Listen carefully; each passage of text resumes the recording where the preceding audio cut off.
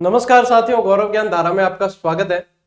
कल एग्जाम की डेट घोषित हो चुकी है और वीडियो बनाकर आपको तुरंत बता भी दिया था और आप दिग्भ्रमित न हो इसके लिए इसलिए सिर्फ डेट के साथ साथ आपको क्या करना है वो भी बताया था। ठीक है, तो जिन विद्यार्थियों ने नहीं देखा है वो देख लेना।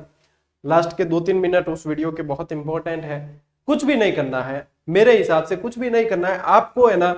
बिल्कुल ही मतलब आपको हड़बड़ाहट करने की जरूरत ही नहीं है। आपको बिल्कुल शांत एकदम रहकर सोचना है सिर्फ कि मुझे क्या करना है। क्या हुआ है, सिर्फ क्या हुआ है, डेट आई है। ठीक है, अब एग्जाम आपको पता है कि होने वाले हैं तो डेट आएगी।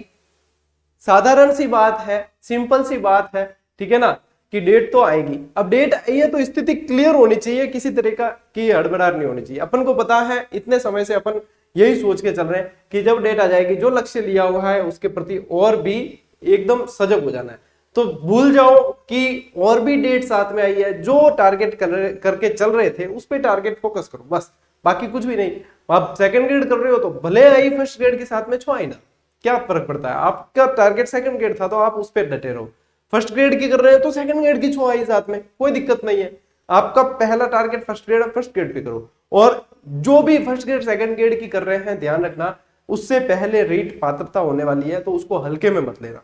अभी से जरूरी नहीं है कि आप शुरू करो, लेकिन लगभग 10-12 जून 15 जून से एक बार उस पर ध्यान दे देना, महीना भर जरूर ध्यान दे देना, ताकि एक बार आप सकुशल पात्रता निकाल दो, उसके बाद आगे की आगे देखी जाएगी। ठीक है साथियों, अब आगे बढ़ते हैं अपन। अब चूंकि अपना तो बैच पूरा सेकंड ग्रेड का चल रहा है, रीट की तो मतलब पूरा कोर्स कवर हो ही रहा है इसके अंदर, लेकिन रीट की महीने भर मैं क्लासेस दूंगा रैपिड, जिसके अंदर कठिन टॉपिक आपको करवा दूंगा। साइकोलॉजी के भी कुछ टॉपिक पढ़ाऊंगा जो कठिन है और आपको समझने अच्छी तरीके से, वो भी करवा दूंगा। ठीक है, अब अपना बैच चल रहा है। देखो, मैंने आपको कहा था जब शुरू किया तब बहुत विद्यार्थी आए और बहुत, पता नहीं अभी भी वो देख रहे हैं नहीं देख रहे, बहुत सारे नए जुड़े हैं। अब कई जनों ने जुड़ने के बाद भी देखा कि सर तो आराम से चल रहे हैं, तो कई जनों ने पेड कोर्स लिए, उसके बाद वापस लौट के आए। ठीक है, फिर वापस, क्योंकि वहां पता चला उन्हें कि वहां यहाँ पे ज्यादा मजा आ रहा है, तो फिर वापस आए। लेकिन मैंने कहा था, मैं न तो देखो, क्यों आप लोगों को भी धैर्य रखना चाहिए, आप रखते नहीं हो। मैं धैर्य को बहुत बड़ा एक गुण समझता हूं और कोशिश करता हूं कि उसके साथ में बना रहूं। मैंने निरंतरता जरूर रखी है, आप खुद देखोगे कि निरंतरता रही है अपनी क्लासेस में। ठीक है, फीस भले ही नहीं ली, लेकिन निरंतरता अपनी कंटिन्यू रही है। ठीक है, दूसरा, कंटेंट जो गुणवत्ता युक्त आपको देना था वो हमेशा रहा है। ठीक है, कहीं भी कोई कंटेंट में आपको कमी महसूस नहीं होगी। ऐसा नहीं है कि गौरव सिंह गानेराव किताबें निकाल रहा है, किताबें लिख रहा है तो उसने क्लास में कंटेंट शॉर्ट कर दिया, ऐसा बिल्कुल भी नहीं है।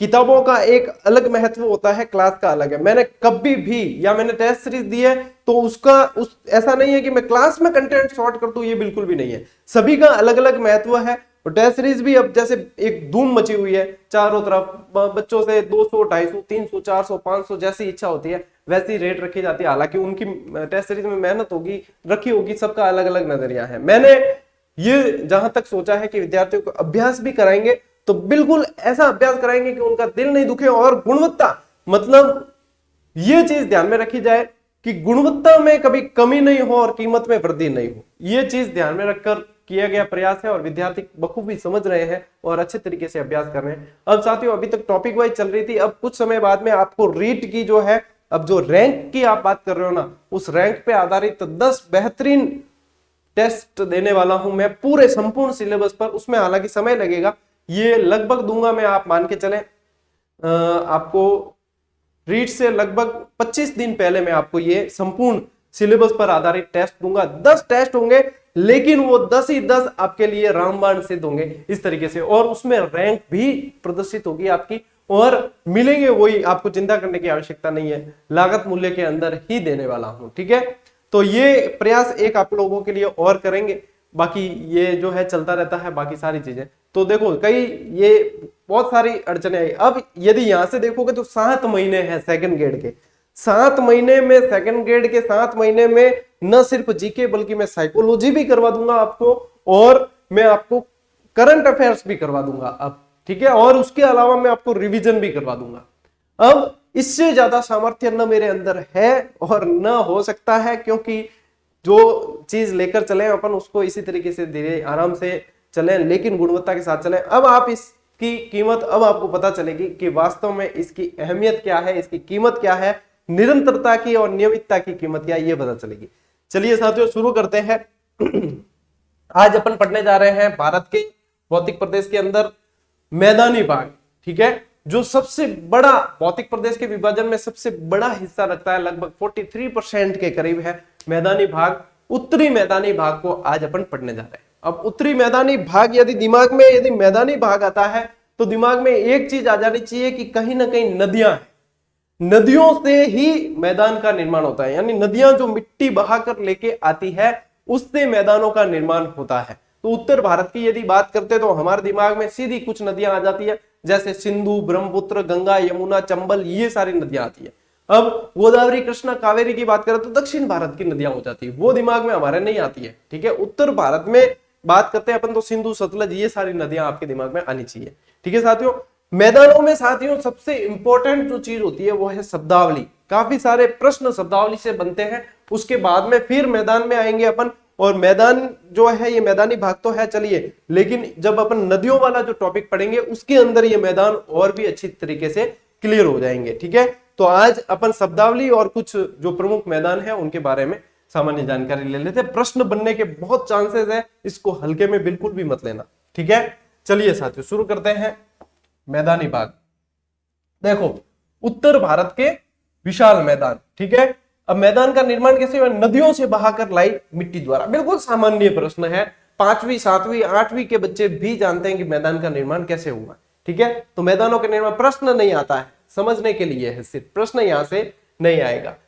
विस्तार इसका यहां से देखो, पश्चिम में सिंधु, यदि देखा जाए सिंधु देखो पाकिस्तान और भारत, ठीक है, ये दोनों देशों के लिए मतलब बहुत उपयोगी नदी है सिंधु, ठीक है। प्राचीन काल में भी इसका बहुत महत्व रहा है। तो देखो पश्चिम में सिंधु नदी से, सिंधु नदी के मैदान से लगाकर पूर्व में ब्रह्मपुत्र। अब ब्रह्मपुत्र यहाँ पे देखो, उधर पाकिस्तान में सिंधु काम में आ रही थी और ब्रह्मपुत्र यहाँ बांग्लादेश में काम में आएगी। बांग्लादेश भी कभी पाकिस्तान का हिस्सा हुआ करता था, ठीक है। तो यहाँ पे ये यहां से और यहां तक का मैदान जो है वो पूरा का पूरा उत्तरी भारत का मैदान है, इसके अंतर्गत आ जाता है। यदि इनकी कुल लंबाई देखी जाए साथियों तो लगभग 3200 किलोमीटर इनकी लंबाई, 3200 किलोमीटर लंबाई है। यदि इनकी चौड़ाई देखी जाए तो 150 से 300 किलोमीटर तक इनकी चौड़ाई है इस तरीके से, और ऊंचाई देखें तो 50 से 150 मीटर तक है। क्योंकि ये मैदान है तो मैदान कैसे होते हैं? फ्लैट होते हैं, समतल होते हैं बिल्कुल। तो मैदानों में ज्यादा उतार चढ़ाव नहीं होते, तभी तो मैदान कहलाएंगे वो, ठीक है ना। मैदान होते हैं बिल्कुल समतल। तो ये थोड़ा सा जानकारी ध्यान में रखना, थोड़ी सी सामान्य जानकारी। जलोढ़ यानी कि अल्फी मिट्टी की जो यहाँ पे प्रधानता पाई जाती है। अब नदियां जहां बहती है तो वहां जलोढ़, दोमट, चिक्का, ये मिट्टियां मुख्यतः होगी, ठीक है ना। और जहां पे कहीं पे जैसे ज्वालामुखी के अंश रहे हैं, ज्वालामुखी से निर्मित कोई चीज है तो फिर वहां काली मिट्टी ये वहां पे ज्यादा होती है। तो यहाँ नदियां जहां है वहां जलोढ़, दोमट मिट्टी बहुत ज्यादा पाई जाती है। अब आते हैं मुख्य बिंदु पर कि मैदान से संबंधित शब्दावली। अब इसमें आपके खादर, बांगर, भाबर, रे, बूढ़ वगैरह ये सब आपको ध्यान में रखने हैं। अब क्या क्या है बिल्कुल अच्छी तरीके से आपके मैं आज क्लियर कर दूंगा। इसके बाद में आपके यहाँ पे कंफ्यूजन नाम की कोई चीज नहीं रहेगी। बढ़िया तरीके से नोट्स बना देना, हमेशा हमेशा के लिए काम में आने वाले। चाहे आप आरएस प्री क्या मेंस देकर आओगे और इस तरीके से लिख दोगे तो एग्जामिनर आपके नंबर बिल्कुल ही नहीं काट सकता, ये बात आप लिख के रख लेना, ठीक है। चलिए बांगर सबसे पहले लेते हैं अपन। बांगर काफी लोग कंफ्यूज होते हैं किसमें? बांगर में और खादर में, ठीक है। मैं आपको तरीका बता दूंगा याद रखने का कि कैसे याद रखना, ठीक है। एक बार नदी आए, ठीक है, क्या होता है कि बांगर वह क्षेत्र होता है जहां पे एक बार नदी आती है, दूसरी बार नदी आने का नाम ही नहीं लेती है, ठीक है। ये बात है कि भाई एक बार कभी बहती हो, प्राचीन काल में कभी बहती हो, वर्तमान में नहीं बहती है। प्राचीन काल में बहती यानी कभी आई है तो जलोढ़ मिट्टी लेके आई होगी, जलोढ़ मिट्टी लेके आई है, लेकिन अब वो नदी बहती नहीं है तो वो जलोढ़ कैसी होगी? पुरानी जलोढ़ होगी। कैसी होगी? पुरानी जलोढ़ होगी। अब देखो एक बार नदी आए, दूसरी बार आए नहीं, दूसरी बार आती नहीं है, बुलाती है पर जाने का नहीं। वो ऐसे बहुत चलता है यार, सोशल मीडिया पे कभी देख लेते हैं ना, बुलाती है मगर जाने का नहीं। यहाँ पे भी नदियों को बुलाते हैं लेकिन आती नहीं है। देखो एक बार नदी आए, दूसरी बार आती नहीं, तो पुरानी जलोढ़ मृदा की यहाँ पे विशेषता होती है। यहां से प्रश्न ऐसे बनते हैं, ठीक है ना, पुरानी जलोढ़ मृदा, ठीक है, एक बार नदी आई बाद में वापस नहीं आती, कभी नदियां बहती थी अब नहीं बहती, तो वो आ जाते हैं बांगर के अंदर। अब ये क्या होते हैं साथियों, थोड़े ऊंचे होने के कारण यहाँ पे बाढ़ का पानी नहीं पहुंच पाता है, ठीक है। अब नदियां भी क्यों नहीं आती है, ऊंचे होने के कारण नहीं आ पाती है, और बाढ़ का पानी भी यहाँ पे नहीं पहुंच पाता है, ये बांगर प्रदेश है, ठीक है। ये क्या है, बांगर प्रदेश है, जो बगैर नदियों के, यानी एक बार आई अब जो है बगैर नदियों के, यानी कि बांगर से ही मिलता जुलता, देखो अब आपको याद करवाता हूं मैं, बांगर से ही मिलता जुलता शब्द क्या है, बगैर, क्या शब्द है, बगैर, तो बगैर नदियों के, ठीक है, बगैर नदी के या बिगर नदी के, ठीक है ना, जहां नदियां आती वापस नहीं है। याद हुआ कि नहीं, मतलब मेरा जो उद्देश्य है क्लास देने का, कंटेंट तो ऐसा है कि सभी जगह मिलेगा, कोई स्पेशल मेरे को घर में नहीं बन रहा है कंटेंट जो मैं घर में बना के दूं आपको। कंटेंट तो वही है जो आप पढ़ते हो किताबों में, जो मैंने पढ़ रखा है, जो हमारे आगे पढ़ने वाले जो थे सीनियर थे उन्होंने पढ़ रखा है, जो आने वाले जूनियर हैं उन्होंने भी पढ़ेंगे, वो भी पढ़ेंगे, वही का वो कंटेंट है। बस समझने की, समझाने की और उसे याद रखने की कला अलग अलग होती है। जैसे किताबें भी बहुत सारी आती है, मेरी भी आती है और दूसरी भी आएगी, तो उसमें भी क्या होता है, प्रस्तुतिकरण और देने का तरीका और मतलब वो सारी चीजें होती है, वो अलग होती है। बाकी क्या है, सिलेबस है तो सिलेबस के ऊपर आधारित ही आनी है किताब, तो है ना, तो ये चीज होती है, ये याद रखने का तरीका है, ठीक है, याद रखने का तरीका है। अब देखो बांगर के भी दो भाग है, कितना है, बांगर के कितना भाग है, बांगर के दो भाग है, कितना है, दो, रेह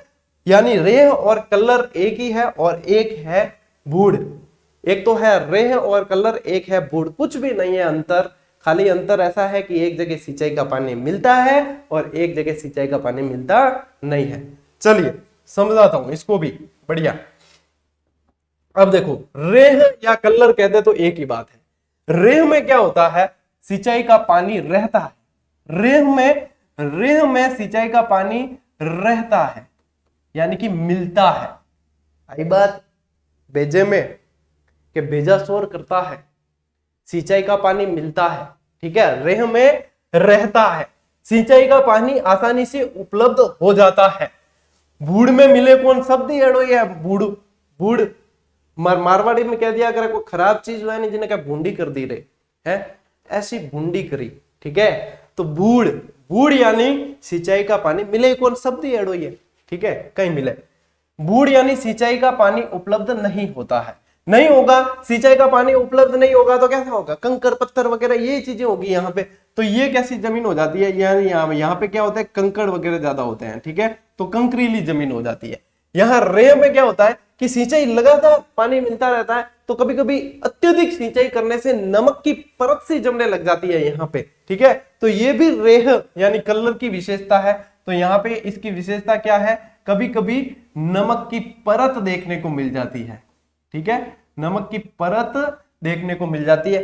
किसकी विशेषता है, रेह की विशेषता है गुरुजी। आगे ने फोटो कर दियो नहीं तो बजाय गुरुजी ए मतलब जो पढ़ा रहा है ना, खुद के कि मैं पढ़ायो तो भी थे सही नहीं कर सकिया, तो बस थे कई करो रे, ठीक है। तो यानी कि रेह और बूढ़ क्लियर हो गया, किसके हिस्से हैं, बांगर के हिस्से, ठीक है। रेह में रहता है, ठीक है, रेह में पानी रहता है, सिंचाई का पानी मिलता है। बूढ़ नाम ही एड़ी बूंदी करी, सिंचाई को पानी कौन मिला, एड़ी बूंदी कर दी, ठीक है। तो बूढ़ के अंदर सिंचाई का पानी मिलता ही नहीं है, ठीक है, मिलता ही नहीं है, सिंचाई का पानी उपलब्ध नहीं होता है। कोल, कोल क्या है, बांगर की मिट्टी का ढलान है, खाली तो याद रख लीजिए बस, बाकी कोई ज्यादा प्रेशर लेने का काम ही कौन है। पढ़ाई मतलब जितनी इजी वे में करोगे उतना बढ़िया है, ठीक है, ज्यादा प्रेशर लेके अरे याद कौन में, याद कौन में, तो हकीकत ही याद नहीं होगा, सोचते यही रहोगे अरे यार तो खराब टॉपिक, याद ही कौन, और भगवान की सौगंध पर याद हो जाता, याद वही कौन, मतलब याद होगा ही नहीं आपको यदि ये सोचकर पढ़ोगे तो। बिल्कुल आसान है, अब भी याद करता हूं चुटकियों में और याद हो जाएगा आपको, ठीक है।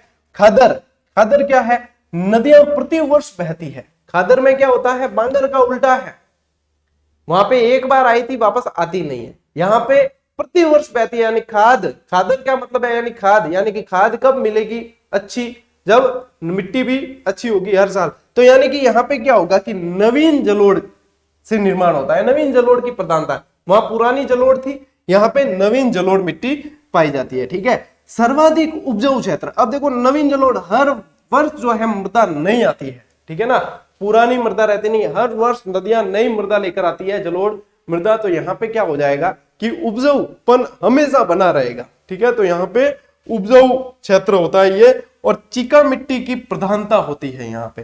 ठीक है, चिका मिट्टी की प्रधानता होती है जिसके अंदर जल रुकता है। ठीक है ना, चिका मिट्टी की प्रधानता है। कहां पे किसकी बात हो रही है? खादर की बात हो रही है। ठीक है, अब देखो भाबर, अब क्या है? भाबर। भाबर जो है देखो शिवालिक क्षेत्र था हिमालय का।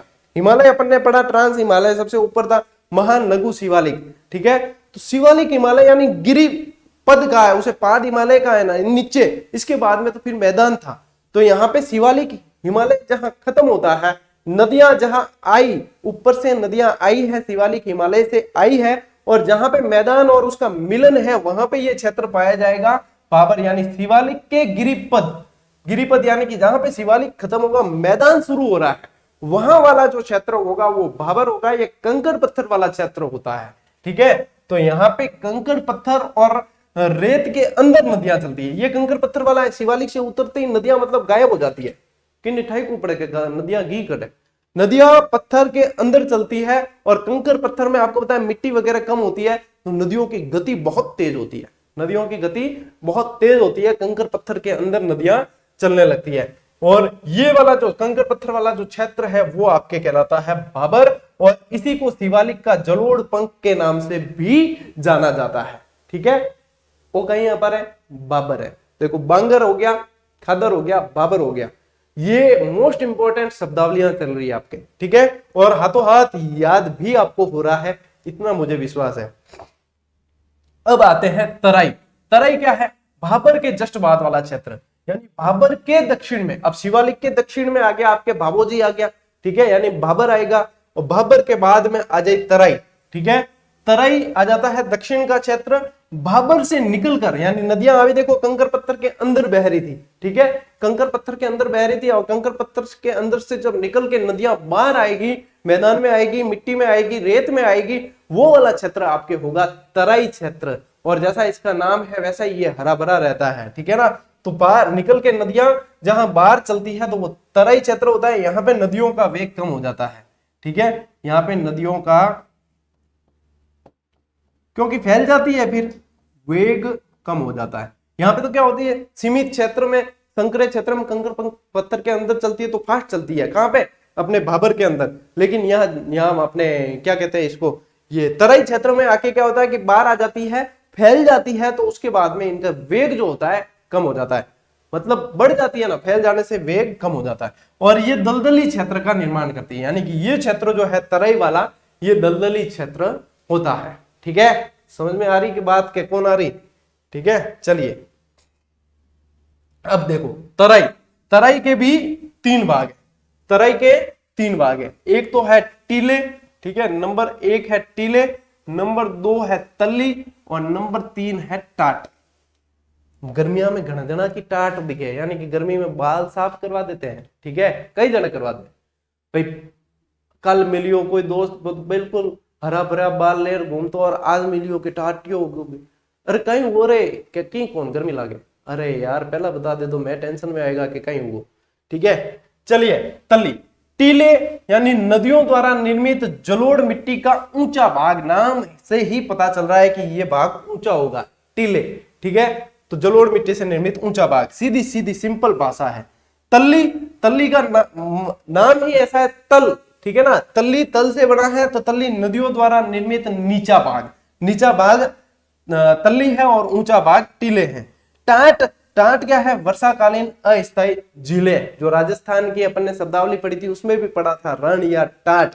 ठीक है ना, छोटे छोटे खड्डे होते हैं जो अस्थायी झीलें होती है, वो टाट कहलाते हैं। तो ये किसके हिस्से हैं? ये तराई के हिस्से। ठीक है, तराई वाले क्षेत्र के हिस्से हैं, ये ध्यान रखना। फिर एक शब्दावली आती है आपके डेल्टा। डेल्टा क्या होता है कि जहां पे समुद्र है, ठीक है, डेल्टा क्या होता है कि समुद्र है, उसमें मिलने से पहले नदी जो है बहुत सारी धाराओं में बढ़ जाती है, और यहाँ पे इसका ये बट जाना नदी का इस तरीके से वो डेल्टा के अंदर आता है। यानी कि नदियों का समुद्र में गिरने से पूर्व कई धाराओं में विभक्त हो जाना डेल्टा कहलाता है। जब समुद्र में जाने से पहले बहुत सारी धाराओं में बट जाती है वो डेल्टा का निर्माण करती है, ठीक है ना। तो ये कहलाता है आपके डेल्टा। और डेल्टा भी दो मतलब डेल्टा के भी दो भाग होते हैं, एक भाग होता है व्हील और दूसरा भाग होता है चार। देखो व्हील में क्या होता है, समुद्र में गिरने से पहले जहां धाराएं जाती है वहां समुद्र का जल और धाराओं का जब मिलन होता है, पानी का जब मिलन होता है उसे कहा जाता है व्हील, ठीक है। और ये तो पानी का मिलन है, लेकिन पानी धाराओं में बट रही है तो कहीं ऊपर ऊपर वाली जगह भी तो होगी, तभी तो धारा। देखो जैसे कोई नाली बनी है तो नाली के अंदर तो पानी चलता है, लेकिन ऊपर साइड में किनारी भी तो होती है। तो ये किनारी वाला जो ऊपर उठा हुआ भाग होता है ना, तो धाराओं के बीच का जो सूखा ऊपर उठा हुआ भाग होता है उसे कहते हैं चार, ठीक है, उसे कहते हैं चार। और इसे कहते हैं व्हील। और ये किसके भाग है, डेल्टा के भाग है। इतने बढ़िया नोट्स बनेंगे आपके कि याद रखोगे आप, ठीक है। बेट, बेट क्या होता है, बाढ़ग्रस्त इलाका होता है। और यदि वैसे देखा जाए तो इसके आसपास वाला मतलब जहां पे ये क्षेत्र है उसके आसपास वाला एक संकरा सा क्षेत्र होता है। लेकिन आप ये ध्यान रखें कि बाढ़ग्रस्त इलाका बेट के नाम से जाना जाता है। दोहरास, दोहरास क्या है, नदियों का पुराना मार्ग, ठीक है, नदियों का पुराना मार्ग होता है उसे दोहरास कहा जाता है। ये कुछ शब्दावलियां जो आपको याद रखनी बहुत जरूरी है। चलिए मैं आपको एक डायग्राम के जरिए एक ये चीज बताता हूं वापस कि ये क्या है, इसको थोड़ा सा और समझ लेते हैं, ठीक है। देखो हिमालय है, ठीक है, हिमालय से यहाँ पे जहां पे हिमालय खत्म हुआ वहां पे मैंने कहा कंकर पत्थर वाला क्षेत्र। तो यहाँ पे देखो बिल्कुल आसानी से आप देख पा रहे हो कि ये क्षेत्र जो है कंकर पत्थर वाला है, बाबोजी है और बाबोजी के माए नदियां चाल जाई, ठीक है, यहां से नदियां जो है इसके अंदर चलेगी, ये बाबर क्षेत्र कहलाता है। बाबर क्षेत्र के दक्षिण में फिर आ जाता है अपने तराई क्षेत्र, और तराई के तीन भाग आपको बता दिए हैं, ठीक है। इसके बाद में यदि देखा जाए साथियों, खादर और बांगर, दो कंफ्यूजन, सबसे ज्यादा कंफ्यूजन ये होता है। तो यहाँ पे देखोगे तो देखो यहाँ पे नदियां जो है पुरानी एक बार कभी आई होगी, नहीं चलती, यानी अनुपजाऊ जगह है। और खादर जो है इसमें नदियां हमेशा ही चलती है। नवीन देखो मिट्टी बता रखी है, यानी कि नवीन जलोढ़ जो है वो यहाँ पे पाई जाती है, तो ये खादर होती है, ठीक है। और ये नदी घाटी वगैरह ये बता रखा है। समझने का जो तरीका है उस तरीके से मैंने आपको बता दिया है। शुरू के अंदर भी परिभाषाओं को बिल्कुल आसान करके और जिस तरीके से याद रख सकते हो उस तरीके से बता दिया है, ठीक है। हम भी याद नहीं हुआ तो बस भगवान ही मालिक कह रहे भाई। लो चलिए अब आते हैं अपन भारत के विभिन्न जो मैदान है उनके ऊपर। ये देखो ये जो सीमा है, ये इस सीमा के नीचे तो है आपके प्रायद्वीपीय पठार, अपन पूरा का पूरा पढ़ चुके हैं, ठीक है। ऊपर जो है ये मैदान है और इसके ऊपर जो अपने हिमालय वाला क्षेत्र था। तो ये तो आगे आपके पर्वतीय क्षेत्र, यहाँ पे भी ये भी पर्वतीय क्षेत्र आ जाएंगे। यहाँ इस तरफ म्यांमार तरफ जाओगे तो अराकान, योमा वगैरह आ जाएंगे। यहाँ पे कीर्तन श्रेणी वगैरह ये आ जाएगी, ठीक है। यहाँ पे यदि देखोगे आप तो सिंधु का मैदान आएगा, इधर इधर क्या आएगा, सिंधु मैदान। अब सिंधु मैदान जो है ये पंजाब वाला, पंजाब मैदान ये वही है जो पंजाब देखो पाकिस्तान के अंदर भी है और भारत के अंदर भी है। तो सिंधु मैदान ये पंजाब मैदान वाला ही भाग है। पंजाब यानी कि 5 आबों का समूह, ठीक है। आब कहते हैं दो नदियों के बीच का क्षेत्र, आब यानी 5 आबों का समूह जो है वो पंजाब है, पंज आब, ठीक है ना, 5 आबों का समूह। और 5 आब कौन से हैं वो भी बताऊंगा और याद भी करवा दूंगा आपको, ठीक है। अब देखो ये राजस्थान का मैदान, इसको अपन पढ़ चुके हैं। पंजाब हरियाणा का मैदान, ये है अपने गंगा का मैदान। इतना पूरा का पूरा मेन जो है वो गंगा का मैदान ही है। गंगा के मैदान को 3 भागों में बांट रखा है। नंबर 1 है ऊपरी गंगा का मैदान, नदी के हिसाब से बांटा है, ठीक है। नंबर 2 है अपने मध्य गंगा का मैदान, जो ये बीच वाला भाग है। और नंबर 3 है आपके निम्न गंगा का मैदान, जो मतलब समुद्र में मिलने से पहले वाला भाग है वो है। फिर बांग्लादेश आ जाता है और यहाँ पे अपने ब्रह्मपुत्र नदी है, गंगा और ब्रह्मपुत्र दोनों का मिलन होता है और उसके बाद में अपने जाकर ये मिल जाती है बंगाल की खाड़ी में, ठीक है ना। ये उत्तरी पर्वतीय मैदान है, ये है मुख्य मैदान। बाकी दक्षिणी भारत के वो मैदान है वो अलग है, ठीक है। चलिए अब आ जाते हैं अपन सिंधु का मैदान, ठीक है। शॉर्ट में समझते हैं क्योंकि अपन इसको नदियों के अंदर जब नदियां पढ़ेंगे अपन तो उसके अंदर विस्तृत वैसे भी पढ़ने वाले हैं। यहाँ पे मैदान के हिसाब से अपन देखेंगे, ठीक है। देखो सिंधु का मैदान, अब सिंधु और इसकी सहायक नदियों से बना हुआ मैदान है जिसमें स्पेशली आ जाएगा आपके पंजाब वाला क्षेत्र। ठीक है, अब यहाँ पे देखो 5 आबों का समूह मैंने आपको कहा, तो नंबर 1, नंबर 2, नंबर 3, नंबर 4 और नंबर 5। ठीक है ना, 3। अब देखो, अब इनको याद रखने का तरीका है, सबसे यदि इधर से देखोगे ये आप जो है ना, जैसे मैंने बताया है ना, ये आप ये इस दिशा के अंदर अपन को पढ़ने हैं। ठीक है, अब यदि देखोगे तो सिंधु सागर दोआब है, जो सिंधु और झेलम नदी के बीच है। ठीक है, चाच दोआब, चच दोआब भी कहते हैं। ठीक है, अब ये चाच दोआब जो है वो झेलम और चिनाब नदी के बीच है।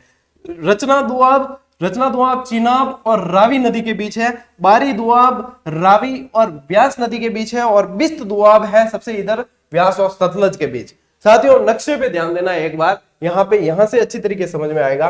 ये जो साथियों देख रहे हो ये इंडस रिवर। ठीक है, ये इंडस रिवर यानी कि सिंधु नदी। अब सिंधु नदी और झेलम नदी के बीच, देखो सिंधु और झेलम के बीच ये है आपके सिंधु सागर दोआब। ठीक है, सिंधु सागर दोआब। अब ये झेलम और आपके चिनाब नदी के बीच, चिनाब कह दो चाहे चेनाब कह दो, जेच लिखा हुआ है, ये वही है छाछ दोआब। ठीक है, तो ये झेलम और चिनाब नदी के बीच में आपके आ जाता है छाछ दोआब। ठीक है, अब देखो चिनाब और रावी के बीच में रचना दोआब। ये चिनाब नदी है, ये चिनाब नदी है और ये रावी नदी, इन दोनों के बीच का भाग जो है वो रचना दोआब है। ठीक है, अब देखो रावी और व्यास, ये रावी नदी है और ये व्यास नदी है। ठीक है, ये व्यास नदी है और इन दोनों के बीच का जो दोआब है साथियों, ये आपके है बारी दोआब। ठीक है, और ये व्यास नदी है और ये सतलज नदी है। ये व्यास नदी और सतलज नदी के बीच का जो दोआब है वो आपके बिस्त दोआब। इस तरीके से ये दोआब चलते हैं। ठीक है, इस तरीके से ही याद रखना है। यदि ये वाला क्षेत्र यदि भारत के नक्शे में देखोगे साथियों, तो ये वाला क्षेत्र जो है वो आपका ये सिंधु सागर दोआब वाला पंजाब वाला जो क्षेत्र है वो इसके अंदर आ जाता है। अब याद कैसे रखना, ठीक है, अभी तो मैंने बताया, वो तो हाथों हाथ तो आपको ध्यान रह जाएगा, लेकिन याद रहना चाहिए। 10 दिन 15 दिन महीने पर बाद भी याद रहना चाहिए। ऐसा याद कैसे रखना है उसको देखो, बिल्कुल इसके अंदर ही ट्रिक है, कहीं बनाने की जरूरत ही नहीं है। सिंधु सागर, सिंधु और झेलम होगी, कोई दिक्कत नहीं है, झेलम याद रख लेना एक। ठीक है, अब देखो छाछ दोआब, च से तो आपके आ जाता है चिनाब और यहाँ पे आ जाएगा ज से आपके झेलम लेना है। ज ये वाला छो होता, झंडे वाला छो होता, कोई दिक्कत नहीं है। यानी च से तो आ जाएगा आपके चिनाब और ज से आ जाएगा झेलम। अब यहाँ पे रचना दोआब, ठीक है, र से आ जाएगा साथियों आपके रावी और च से आ जाएगा आपके चिनाब नदी। ठीक है, तो रावी और चिनाब। फिर आते हैं बारी दोआब। ठीक है, अब बारी दोआब में देखो ब लिखते हैं ना, तो ये व पहले लिखना पड़ता है, फिर अपन एक डंडी करके ब लिखते हैं। यानी कि अपन पहले क्या लिखते हैं, व लिखते हैं। क्या लिखते हैं, व। तो व से लेनी है व्यास और र से लेना है आपको ये बारी, देखो री से आपको लेना है रावी नदी। अब यहाँ पे आते हैं बिस्त दोआब, तो वही बी वही व वाली बात है। ठीक है, तो व से आ जाएगा आपके व्यास और स्त, यानी ये सत लिखा ऑलरेडी, तो ये आ जाएगा सतलज। तो व्यास और सतलज, इस तरीके से आपको याद रखना, मतलब इसके अंदर ही छुपी हुई है ट्रिक, वो आपको इसी तरीके से याद रखना है। ठीक है, और इनका क्रम भी मैंने बता दिया है। और यहां से प्रश्न बनते हैं साथियों, इसको हल्के में मत लेना, बहुत अच्छे प्रश्न बनते हैं और सही भी होते हैं। ठीक है ना, सही तरीके से पढ़ाए तो सीधे अपन को आगे ले जाते हैं। ठीक है, कई जने छोड़ देते हैं इस टॉपिक को कि याद नहीं होते, छोड़ देते। छोड़ो क्यों, याद करने का तरीका है ना, याद रखो ऐसे। ठीक है, चलिए अब आते हैं अपन गंगा का मैदान। ठीक है, गंगा का मैदान, और शॉर्ट में थोड़ा सा ये देख लेंगे, कोई दिक्कत नहीं, क्योंकि वैसे भी नदियां पढ़ेंगे तब इनको अपन को विस्तृत पढ़ना ही है। ठीक है, गंगा का मैदान जो है साथियों, इसका विस्तार है उत्तर प्रदेश, बिहार और पश्चिम बंगाल में इसका विस्तार है। इसे 3 भागों में बांटा गया है, ऊपरी गंगा का मैदान, मध्य गंगा का मैदान और निम्न गंगा का मैदान। अपने ऊपरी गंगा का जो मैदान है वो पश्चिमी उत्तर प्रदेश में विस्तृत है। मध्य गंगा का जो मैदान है वो पूर्वी उत्तर प्रदेश और उत्तरी बिहार के अंदर विस्तृत है। और निम्न गंगा का जो मैदान है वो पश्चिम बंगाल के अंदर विस्तृत है। ठीक है, तो यहाँ पे देखो मध्य गंगा का जो मैदान है वो सर्वाधिक बाढ़ प्रभावित क्षेत्र रहता है। देखो है भी ज्यादा है और बाढ़ प्रभावित क्षेत्र भी रहता है। ठीक है ना, बाढ़ प्रभावित कैसे रहेगा कि ऊपरी गंगा पे से तो देखो नदी आएगी, यहाँ पे आके फैलेगी मध्य गंगा के अंदर, तो यहाँ पे बाढ़ प्रभावित क्षेत्र रहना ही है। ठीक है, तो ये बाढ़ प्रभावित रहता है। बात करते हैं ब्रह्मपुत्र नदी की। अब इनका उद्गम और ये कहाँ कैसे बहती है, सहायक नदियां वगैरह, ये सब अपन नदी तंत्र के अंदर पढ़ेंगे, अपवाह तंत्र में पढ़ेंगे। ठीक है, अब देखो मुख्यतः असम और पश्चिम बंगाल और बांग्लादेश में ये विस्तृत है। ठीक है, असम, पश्चिम बंगाल और बांग्लादेश के अंदर विस्तृत है। ढाल प्रवणता कम पाई जाती है, यानी ढाल कम पाया जाता है। ढाल कम पाने से क्या होता है कि पानी इतनी गति इसमें नहीं होती है, तो यहाँ ये बहुत सारे द्वीपों का निर्माण करती है, जैसे कि मांजुली द्वीप आप देख सकते हो, सबसे बड़ा नदीय द्वीप, तो ये निर्माण करती है। तो बहुत सारे द्वीप पाए जाते हैं, उसका कारण ये है कि ढाल प्रवणता कम पाई जाती है। ठीक है ना, कई नदीय द्वीप यहाँ पे पाए जाते हैं ब्रह्मपुत्र के मैदान के अंदर। कृष्णा, कावेरी, गोदावरी का मैदान, ये आ गया अपन दक्षिण भारत वाला क्षेत्र। तो यहाँ पे कृष्णा गोदावरी के उत्तर में उत्कल तट है। हालांकि ये महानदी और ये सब कल आपको कल वाली क्लास में बता दिया है कि महानदी के उत्तर में ये है, दक्षिण में ये है सब। ठीक है, और कृष्णा डेल्टा से कन्याकुमारी तक कोरोमंडल का तट है, और ये भी सारी चीजें, ये तटीय तट वाली चीजें कल बता दी है। बाकी नदियों से जो प्रश्न बनते हैं, किस तरीके से बनते हैं, किस तरीके से याद रखना है, वो अपन इसके अपवाह तंत्र में पढ़ेंगे। मेरे ख्याल से अच्छी तरीके से समझ में आ जाना चाहिए, क्योंकि इससे बेहतर पढ़ाना मुझे नहीं आता, और मतलब याद करवाना इससे बेहतर मुझे नहीं आता। और जो पूछा जाता है ना प्रश्न, पुराने उठा कर देख लेना, जो प्रश्न चाहे कंसेप्ट बेस हो, चाहे फैक्ट बेस हो, चाहे कैसे भी हो, आपको यहाँ से जब भी क्लास देखोगे या आप जो भी मेरे द्वारा किए गए प्रयासों में जो भी देखोगे, तो आपको सीधे सीधे प्रश्न वहां से देखने को मिल जाएंगे, चाहे पेपर सरल है, चाहे पेपर स्तरीय आ रहा है, कैसा भी है। ठीक है, तो पढ़ने का तरीका यही है, इतना भी याद रख लेते हो तो आपके मतलब बहुत अच्छी कंडीशन में आप हो जाओगे। जब इतना बिल्कुल अच्छी तरीके से कंठस्थ हो गया है, इतना तो आपको पता है कि हमें बिल्कुल याद है, अब इसमें से तो एक शब्द भी इधर उधर नहीं है, तब आपको फिर दायरा बढ़ाना है। बाकी अभ्यास करते रहना, अभ्यास करने के लिए ही आपको टेस्ट सीरीज दे रखी है। तो पहले रीड पे फोकस करना है। ठीक है, और रीड के टॉपिक अब स्पीड से जुड़ने लग गए हैं, और उसके साथ में अब रीड की जो है क्लासेस भी आपको जून में मैं शुरू कर दूंगा, यानी कि जो मोस्ट इंपॉर्टेंट है वो कर दूंगा। साइकोलॉजी की भी काफी सारी क्लासेस दे दूंगा उस दरमियान। तो क्या होगा कि आपके सेकंड ग्रेड की साइकोलॉजी भी साथ साथ में तैयार हो जाएगी। इसके बाद में रीड को कंप्लीट करके, रीड के बाद में आपके फर्स्ट ग्रेड स्कूल व्याख्याता की जो हिस्ट्री बाकी है उसको भी शुरू कर दूंगा, और आपकी सेकंड ग्रेड के जो बचे हुए टॉपिक रहेंगे उसको भी अपन व्यवस्थित करके शुरू कर देंगे। फिर साइकोलॉजी भी पढ़ लेंगे और करंट अफेयर्स भी पढ़ लेंगे, और इस तरीके से धीरे धीरे अपन एग्जाम के करीब पहुंच जाएंगे, और फिर वही रिवीजन चलेगा, है ना। तो ये चीजें हैं साथियों जो आपको साथ में लेकर चलना है, और अच्छे तरीके से पढ़ाई करें, नकारात्मकता से बचें, ज्यादा सोशल मीडिया पे समय वेस्ट करने से बचें, व्यर्थ नहीं करना है आपको, और जो है एक मतलब एक रूपरेखा बनाकर व्यवस्थित रणनीति के साथ में तैयारी करो, इधर उधर कहीं भी भटकाव नहीं होना चाहिए, और एक पॉजिटिविटी के साथ में तैयारी करो कि बिल्कुल हर कंडीशन में आप एग्जाम के लायक हैं और आप एग्जाम को अच्छी तरीके से निकाल देंगे। मेरी शुभकामनाएं हमेशा आपके साथ है। मिलते हैं साथियों अगली क्लास में, अगले वीडियो में, तब तक के लिए राम राम, जय हिंद।